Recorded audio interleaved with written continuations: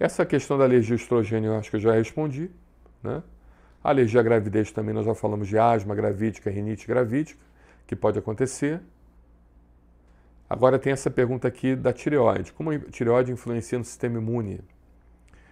Então, principalmente quando ela tem uma doença chamada tireoidite Hashimoto. Quando você tem a produção de autoanticorpos, antitireoglobulina, antitireoperoxidase contra a sua tireoide, esses autoanticorpos podem agir no mastócito, no receptor de alta afinidade dos mastócitos e levar então à degranulação dos mastócitos, levando então o paciente a desenvolver um processo alérgico, que pode ser autoimune ou autoalérgico. Se for antitireoperoxidase, é uma resposta autoalérgica, ou seja, alergia a você mesmo. Você produz anticorpos de alergia a você mesmo, IgE específica contra você mesmo. E autoimune é uma doença de autoagressão, também a você mesmo, mas não é alergia, é autoagressão, você se agride a você mesmo. O que é urticária crônica espontânea? A urticária crônica espontânea, ela é um tipo de urticária que pode ser dividida em alérgica, autoalérgica e autoimune.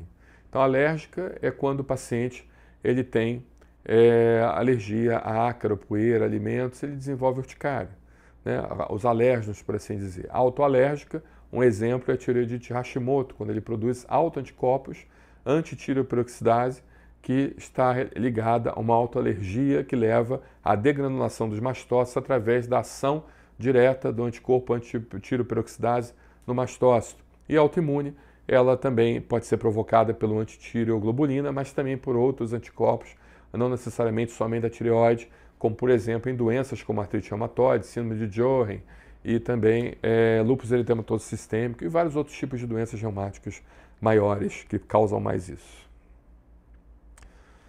Muito bem, tem alguma pergunta aí, Daniel, do pessoal? Tá. Vamos dar uma olhadinha aqui no pessoal.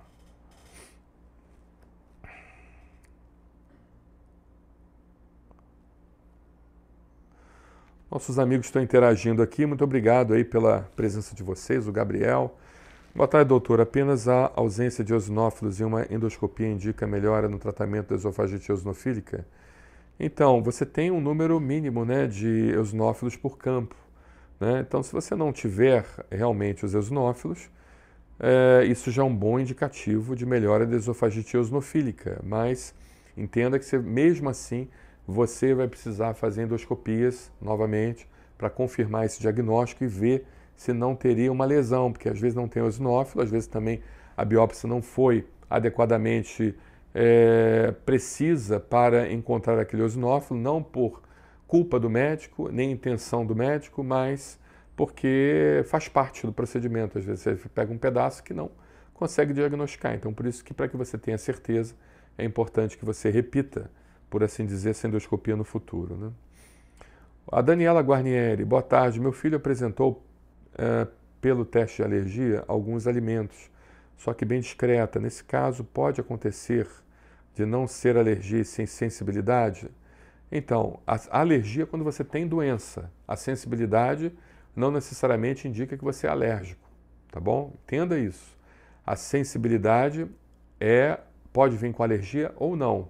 Então, se seu teste alérgico veio positivo, principalmente a alimentos, né, ou outras substâncias também, mas o alimento que é o mais sensível, você só vai entender se aquilo ali é uma alergia se você, ao comer aquele alimento, se seu filho comer aquele alimento, ele desenvolve alguma manifestação respiratória, gastrointestinal, alguma coisa assim nesse sentido. Tá? Se ele não desenvolver, ele não é alérgico. Tá bom? E lembrando que na alergia alimentar, você tem dois tipos. A alergia alimentar IgE mediada pelo anticorpo IgE, e a não IgE mediada, que são coisas completamente diferentes.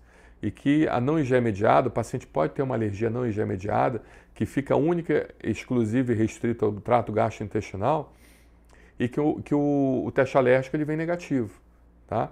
E que não tem nada a ver com o teste alérgico. E às vezes também o paciente pode ser sensível ao alimento, por assim dizer, ou seja, tem um teste alérgico positivo. Vou dar um exemplo, ao leite. Dá o teste alérgico positivo ao leite, ele não tem alergia mediada pela IgE, que é aquela alergia que causa sintomas mais sistêmicos, como urticária, falta de ar, inchaço, mas ele tem uma alergia IgE, não IgE mediada a nível intestinal. Isso pode acontecer também.